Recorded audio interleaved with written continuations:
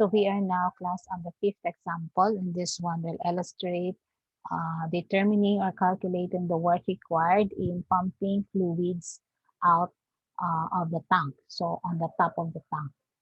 Now in here, in our first example, a cylindrical storage tank with a radius of 10 feet and a height of 30 feet is filled with water. Assume completely filled, which weighs approximately 62.4 pounds per cubic feet. Compute the amount of work performed by pumping the water up to a point 5 feet above the top of the tank. So we're going to pump out all the water from the tank or inside the tank to 5 feet above the top of the tank. Now, in starting our solution, of course, we need to illustrate the problem. That way we will be able to represent the needed information in our working integral. Now, in terms of the given in the problem, let me annotate. Your tank is having a radius of 10 feet. So this is the radius that is being referred to. And this is the height that is being referred to.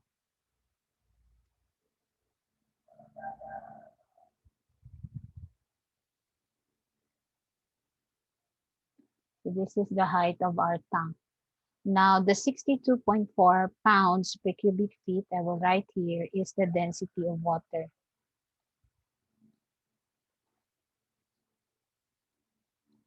Okay.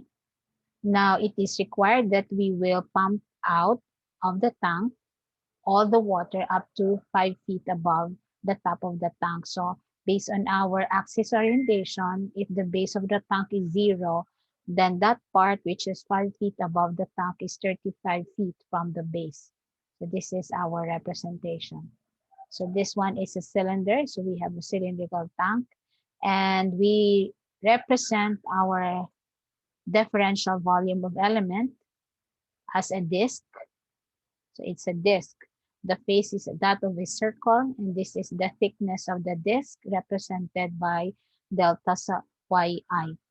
Now it's represented by delta yi because this part of the bottom, or the bottom part of our differential volume, is yi distance from the base, which is 0. And this is yi plus 1 distance from the base, which is 0. This represents then the thickness of the disk, which is the height of the disk or the cylinder, which is delta iy. Okay. Now, when we have to determine the work, of course, work is equal to the integral of the force times the distance, dx in this case. Okay. This is the usual way of representing the work. This is the differential representing the displacement of the object in which the force is applied to. So in our case, we need to determine this force, and we need to determine what is this differential here. Would this still be, in this case of the pumping of fluids, would this still be displacement of the element or the fluid element to the point in which it's going to be transferred to. So it's would this be still displacement? Now, in our case, the first thing we do is we find the F. So in finding the F, the force that is, we need to determine the weight of this particular volume element of fluid. So the weight in that case, which is the force, is equal to the density times the volume. Why density times the volume? The density has the unit 62.4 pounds per cubic feet. If you're going to multiply the units of the density by volume unit, which is cubic feet, what is left is the pounds. And this pounds unit is converted to pound force by multiplying it with G over G sub C when we deal with English units in your physics then. So we assume that in this problem, our G sub C are all equal at 32.4. That way, whatever is the unit of pound mass here, that would be the corresponding unit for the force already, which should be pound force. So again, our force is density times the volume. The density is already given to be 62.4. Now the volume of this element is the area of this circular face, which is of course pi r squared, r being 10. So I will multiply this by 10 and I will square it. Now, this is just but the pi r squared is just but the area of the circular face. So you need to multiply it with the thickness. That way you'll find the volume. The thickness in this case is delta yi. Now this 62.4 times pi times this one when squared, which is 100, gives you this required force. So as stated here, the required force that is being explained, which is 6,240 pi delta yi. Now this delta yi is comparable to dy. dy because this one, dy is parallel to the y-axis. So now you copy the 6,240 pi and the delta yi you change to dy. Now, what is this dy? Just like when we discussed how to determine the volume of solids of revolution. So the dy will be determined, the total thickness that is will be determined by the sum of all this differential volume. So you have one differential volume from here, you'll add another one, you'll have another one from here until you reach the 30, this 30 here, because your tank is from 0 to 30. So when we appropriately affix the limits of integration, that would be the height of the tank, because that would also be representing the summation of all the thickness of this differential volume of liquid, the 0 to 30. So we placed here 0 and 30. Now, what about this 35 minus y? You may be wondering, what is the 35 minus y? Remember that when you have work, you have the corresponding displacement. You have the corresponding displacement. The displacement, in this case, of our differential volume from where it is up to the point in which it's going to be pumped to. So in this case, if this is your entire height, the 35, and from here to here is, for example, as I've said already, that's yi. I'll place here na lang yi. So it would be clearer. Then the distance that will be covered by this differential volume of water will be 35 minus yi, because the entire thing is 35 minus yi. This one, then the distance from here to 5 feet above the top of the tank will be 35 minus yi. So then we can say, change to a different color. We can say that this is our expression for the force. The delta yi for the expression of the force was changed to dy. So this is still continuation, that's still part of the F. And this one is your differential of x then when we're talking about horizontal displacement, because this one is determining work for horizontal displacement. So if it's vertical displacement, then that has to be y. In this case, this is your dx. The displacement and the force will give you the work. So what we did here, what's done here is that the 6,240 pi was multiplied to the process integral of the quantity 35 minus y, which is 35 minus, 35y for 35 and 1/2 y squared for y. When you substitute the limit 0 to 30, that will give you this answer, 11,762,123 foot-pound force as the total work required of emptying this tank, all the water inside the tank, and pumping it up to 5 feet above the tank. So meaning when we expend this much of work, the tank will be already emptied. So take note that your force, the force here, is density times the volume. density times the volume, giving you a unit actually in mass, but assuming that G and G sub C are equal, the mass unit is already converted automatically to force units. So density times volume. The volume, this is the volume expression, and this is your density. Now, if we want to account for work, if it's work, then there has to be displacement. That's where the 35 minus y came into the picture, because 35 minus y is the distance of this particular differential volume from, rather is the distance in which this particular differential volume of element will be traveling up to this portion here, 35 feet from the bottom of the tank. So this is the work done in pumping the fluids of this particular cylindrical storage tank up to 5 feet above the tank. Okay, so let me clear the drawings and let's go to our next example.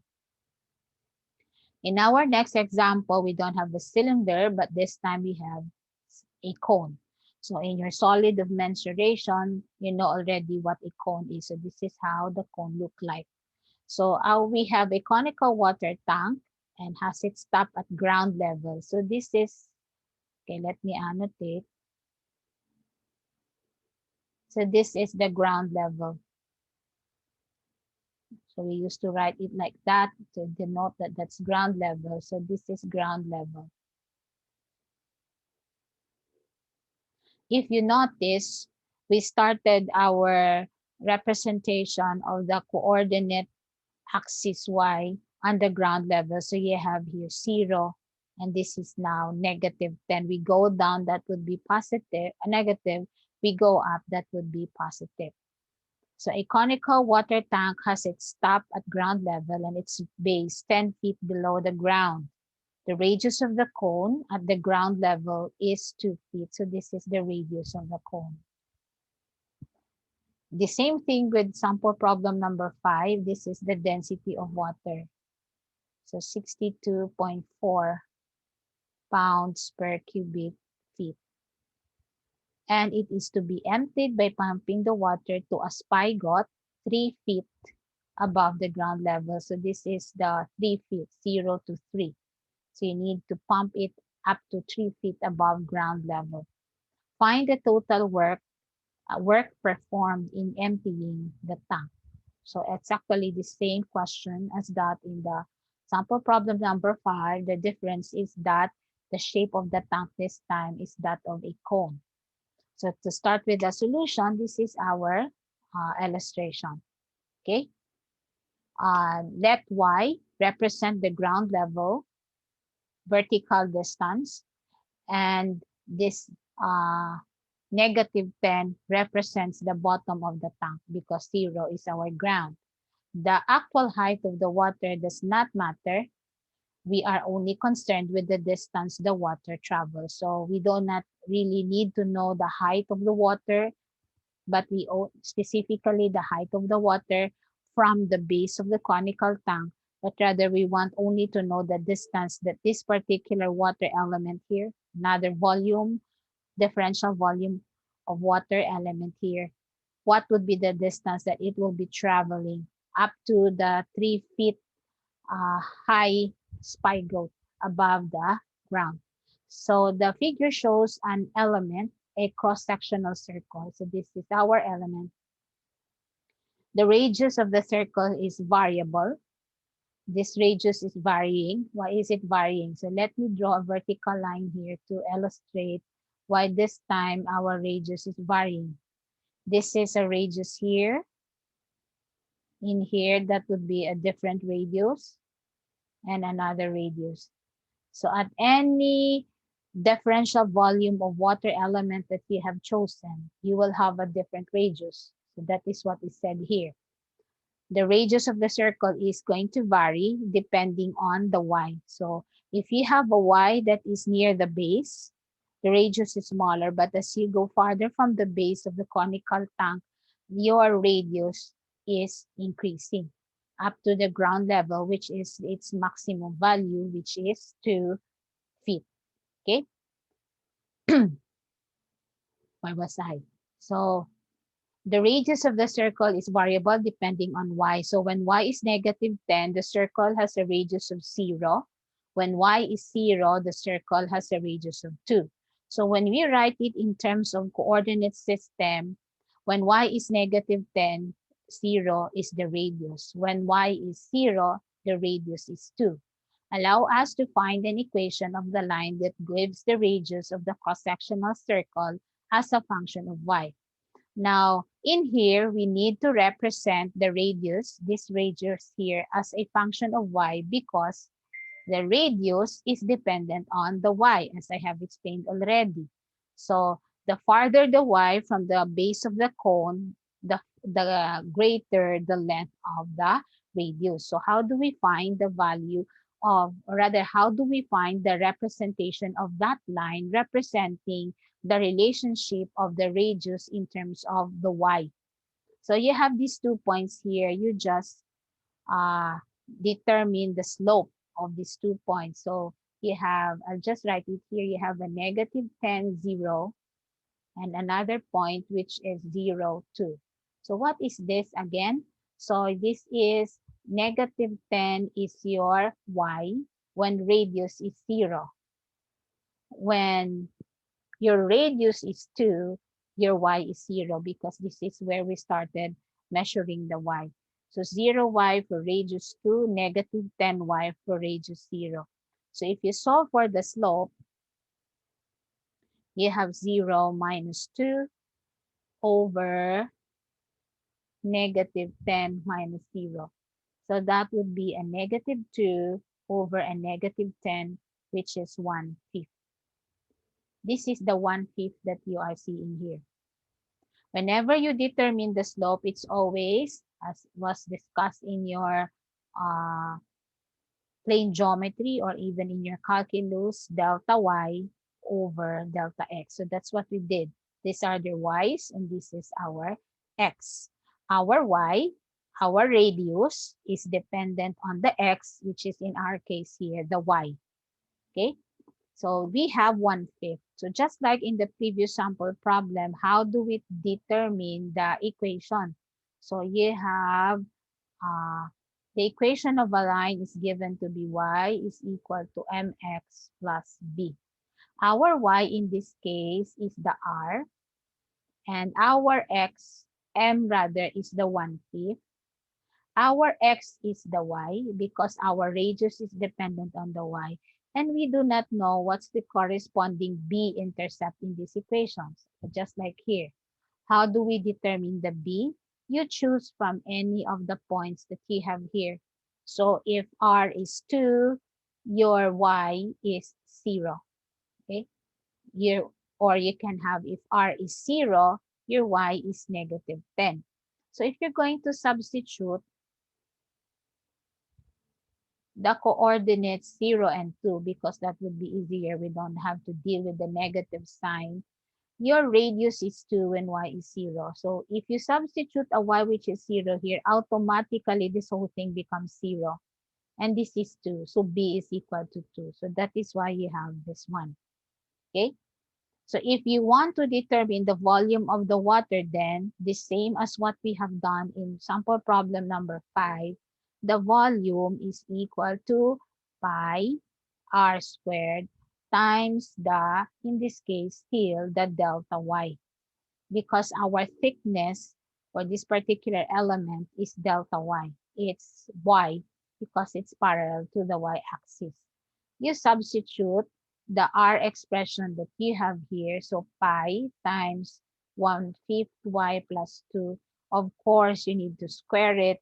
And you have the delta y, which is your dy. So this is already the volume. Again, just like sample problem number 5, in order for you to find the force, that would be density times the volume. So the density is 62.4 times the V of Y, which is this expression that I have written here. That's your force. In our case here, that would be your 62.4 pi times the quantity 1/5 y plus 2 that is being squared. This entire expression is your force. This is also part of the force expression because the dy is the delta y here. Now, we need the distance. So the question is, what would be the distance that this particular differential volume of water will travel from any part here in which it is measured from to 3 feet above the conical tank, or that's 3 feet above the ground. So that distance, if we would measure the entire distance here, since this is negative by the way, so if we will measure this one to be 3, and from here this will be negative y, right? Because it's negative. Then it would be 3 minus y. Now you may wonder, why misplace a negative? Why is this negative? Is it not positive? It has to be negative because this is where we set it to be 0. So if you have 3 minus a negative value, it's just like you're adding the entire distance in which this particular differential volume of element is going to travel from this particular location up to this point here, 3 feet above the ground. Did you get it? It has to be negative because the y that we have from here to here as measured will be negative.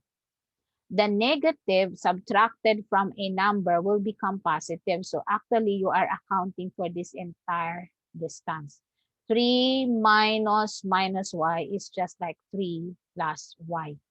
So that is why this is the distance. So force times the distance gives you the work.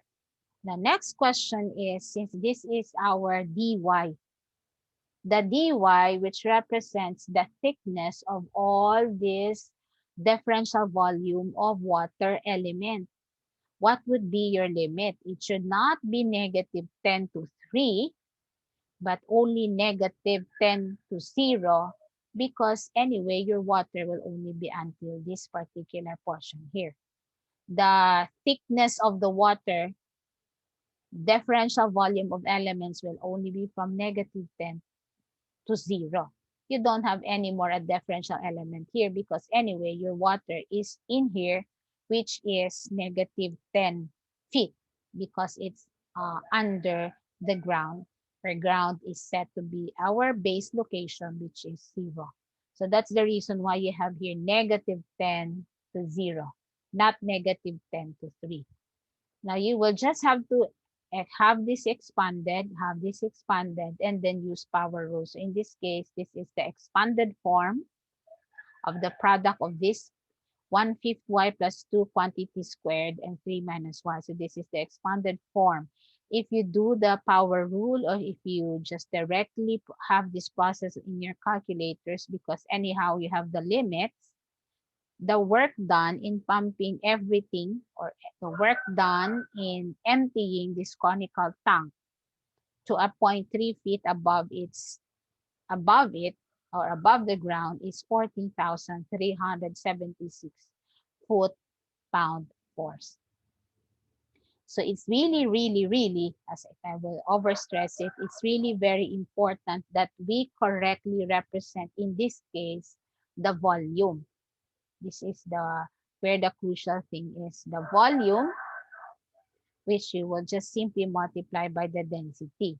So correctly represent the volume and this one, the distance. If any of these two will be wrong, of course, you will have everything wrong. Let's say, for example, you have the correct expression for the volume, you have the correct expressions for the distance traveled, but the limits of integrations, the integration is wrong or are wrong, then your answer would still be wrong. So three things you have to make, you have to write correctly here.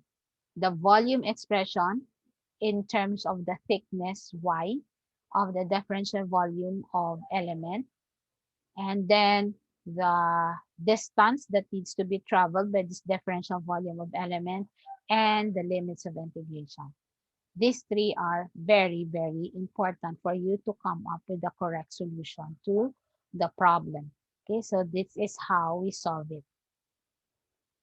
Now we clear our markings here and we proceed to the last, and this is the most challenging of all sample problems in this set of slides, if I may say. Okay, because in here, we're talking about a swimming pool in which the cross-section is not uniform. We have a rectangular swimming pool, which is 2 feet wide and has a 3 feet shallow end. So this is the shallow end, and a 6 feet deep end.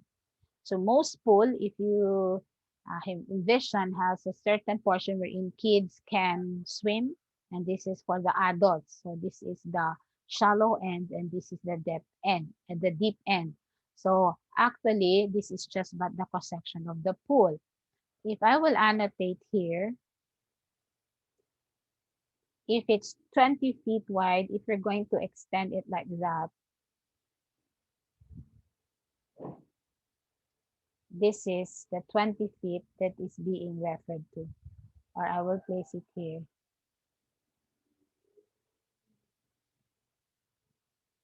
This is the 20 feet that is being referred to in the problem.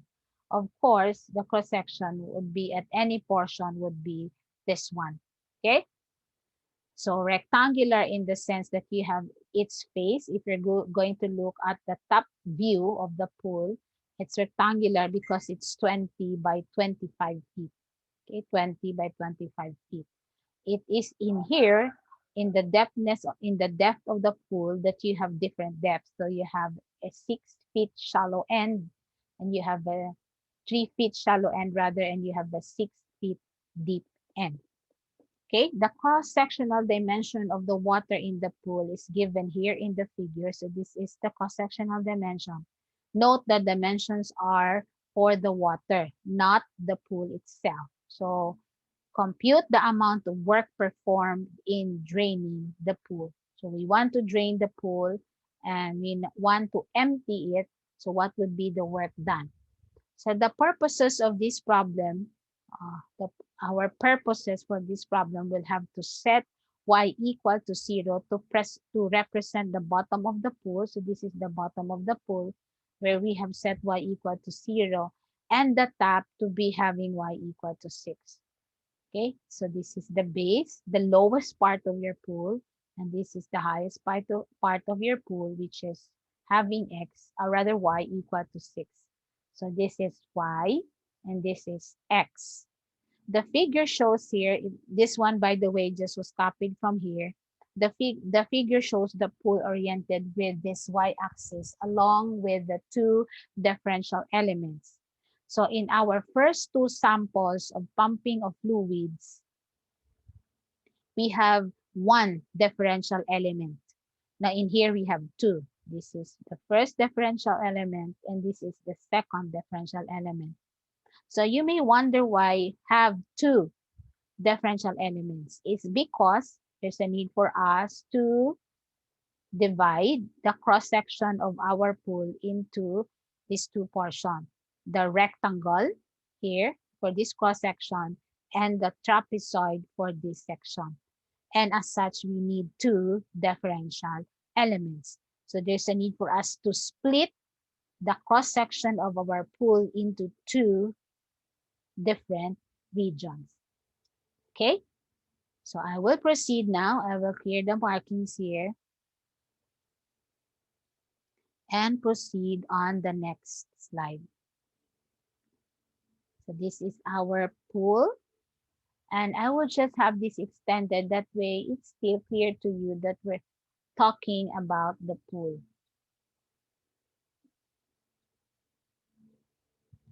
So we have here this one.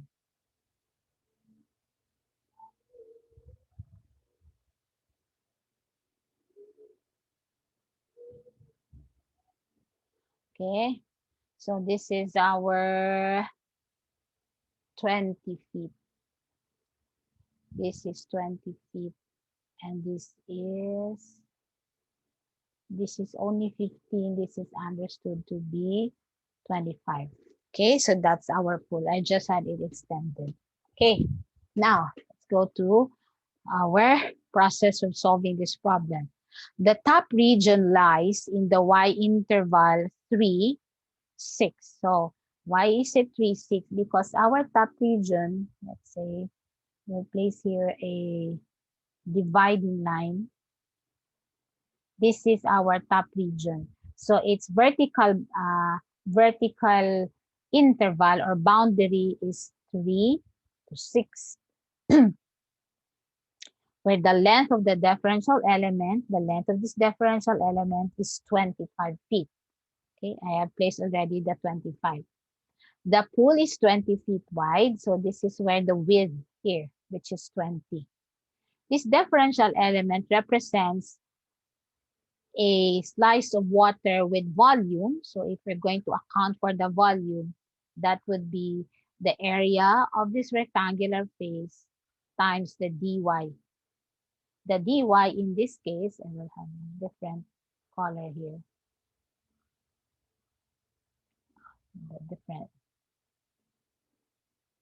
The dy in this case, I'll place it here. This is the dy for this section. So as a rectangular constant area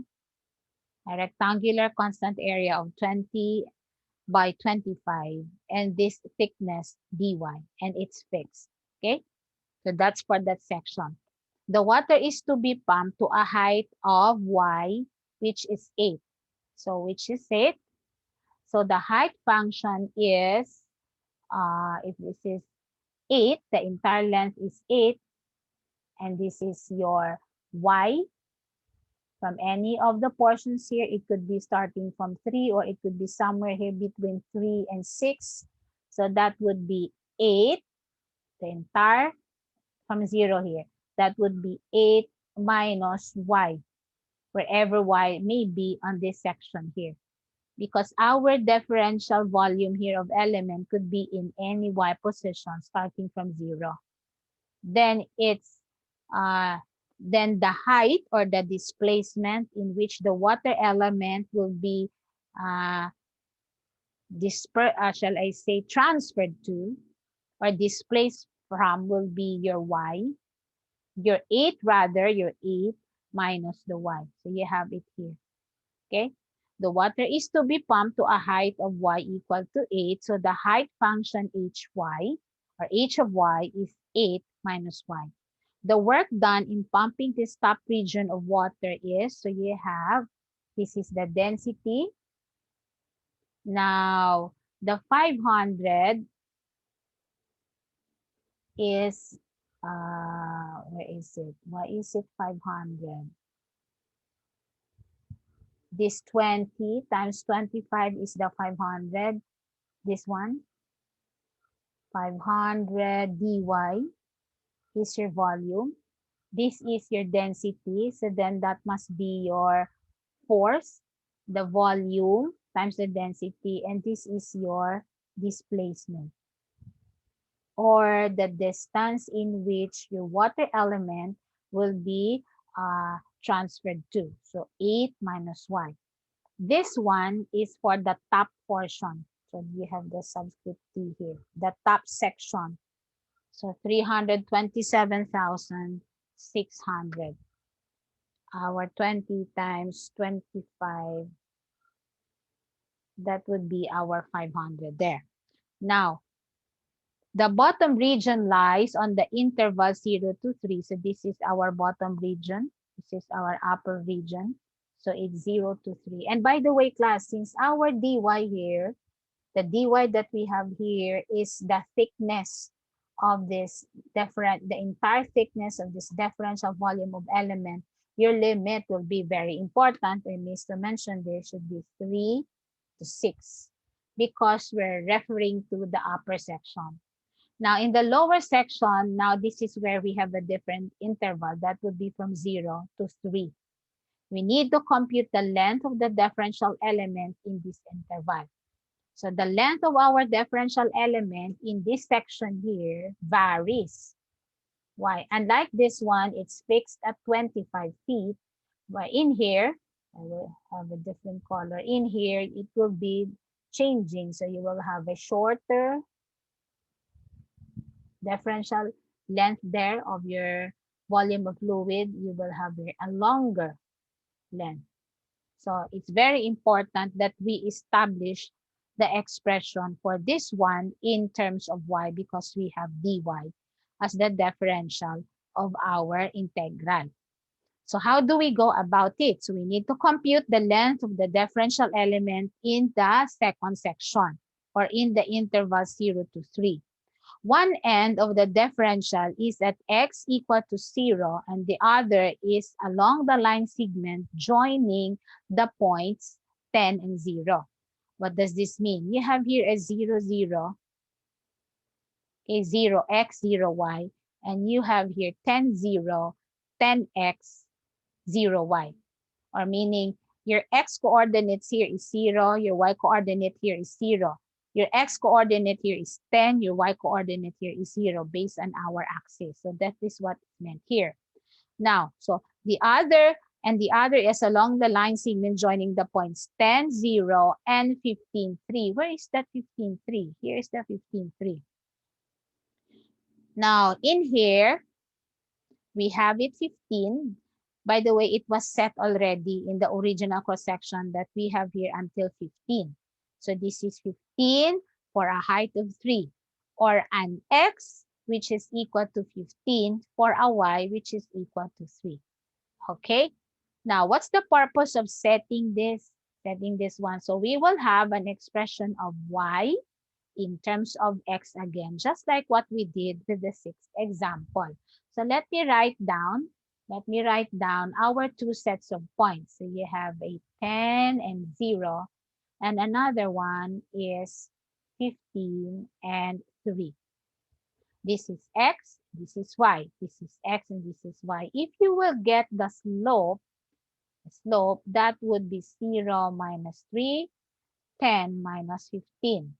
This should give you a negative 3 over a negative 5. So a negative and negative, that would be positive. Now, in this case, this one is weight. If we will have an equation of the line, in this case, that would be for the y, we have the 3, and for the x, we have the 15. For the y, we have the 0, and for the x, we have the 10. Okay, let me check first. This is our slope, which appears here. And for the y-intercept that you see here, which is in this case, if you will distribute the 3/5, your y-intercept is actually 30 over 5. So if you distribute, that's 3 times negative 10 over 5. How did it came about? You just substitute again on the equation of the y equal to mx plus b. You choose, for example, at, which is easier, which is a 0, at the point 10, 3, okay? Oh, 10, 0, not 10, 3. Let me erase.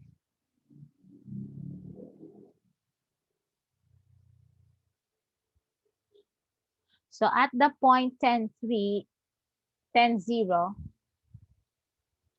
your y is 10 when x is 0. So you substitute here, that would be 10 equal to 3/5 times 0 plus b. So we conclude that b is equal to 10. So you have it here. Here b is equal to 10. So by the way, class, there's a typo error here. This should be 3/5 x. 3/5 x minus 3/5 x minus 10. Wait, class. If you use your y, which is 0, y is 0. I got it the other way around. So that is why I'm wondering. That it will not agree with what I have originally written.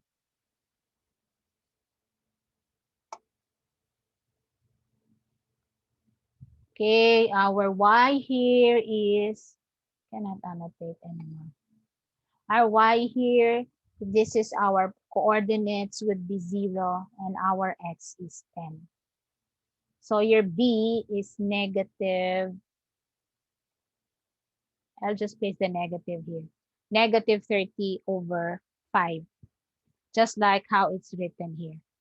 So the equation of the y, for this second section only, the equation of the y is 3/5 times the quantity x minus 10. Now, we rewrite our equation since we will be integrating in terms of y. So we need to get from this expression an expression of y. What I mean, class, is you will be using dy, and you cannot use a y which is in terms of x.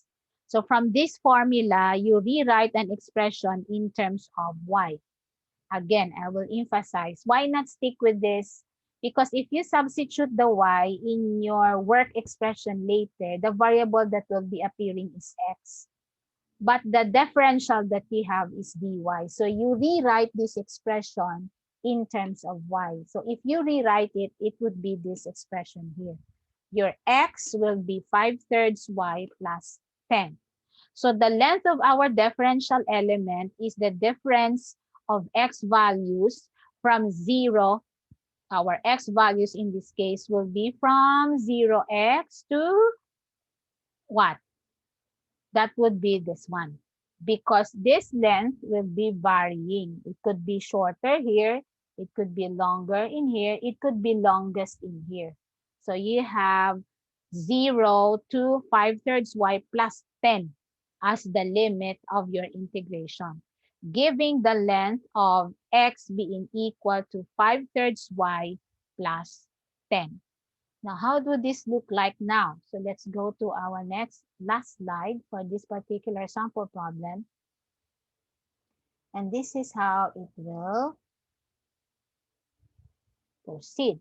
So again, the pool is 20 feet wide. This differential element represents a thin slice of water with volume. So our volume now is 20. Remember the 20, that's the width, and the length which is varying. So remember, we took the expression for x as a function of y, and that's 5/3y plus 10. So this is the changing the varying area of the face of the second section. The depth of that face is dy still, just like the upper section. So the height function is the same as before. It's still 8 minus y, because at any particular y distance, I'd like to go back to our illustration. At any particular distance here, your water will be pumped out at a distance of 8 minus y. Okay, so we have here 8 minus y. So you have here, this is the distance. This is the, together of course with the density, this is the force. This is also part of the force. The dy for the second section is 0 to 3. So where is the volume? That's the volume times the density is equal to the force. So our volume times the density is equal to the force, which is the weight of the water. The weight of the water times the distance it will be displaced will be the work for the bottom section or the second section. That would be 299,520 feet pound-foot. Now, the total work in emptying the pool will be the work used in emptying the upper portion, the top portion, and this portion that we just determined. So we get the sum of the two. This is the total work done. Now, notice how the emptying of the bottom of the pool performs almost as much work as emptying the top. Why is that? So we have illustrated a while ago in the cylindrical example that the work in pumping the topmost fluid element is lesser than work in pumping out the bottom element. Now, in this problem, we could see that they were more or less, that there's just little difference. Why is that? So the top portion travels a shorter distance, but it has more water in terms of the cross-sectional area. In the end, this extra water produces more work. So that is why if you look back on our, let me clear this one. If we look back on our previous slide, though this one travels, the elements here travels a shorter distance from this particular portion to this portion here, this particular volume of water is bigger than this one. So bigger volume translates to bigger force requirement, though shorter distance to travel. So more or less, that's the reason why the work in pumping the fluid in this section compared to this section will only have a little difference. Okay?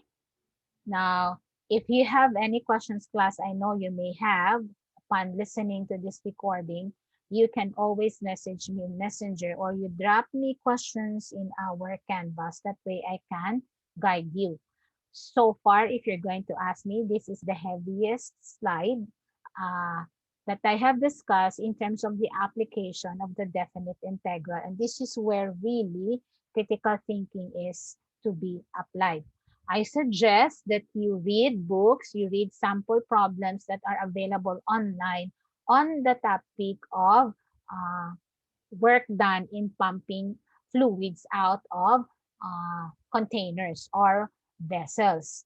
Now, I also have given you, by the way, I hope you have opened the materials that I placed in Canvas way back months ago regarding, these are PDF files regarding the topics that I am discussing here.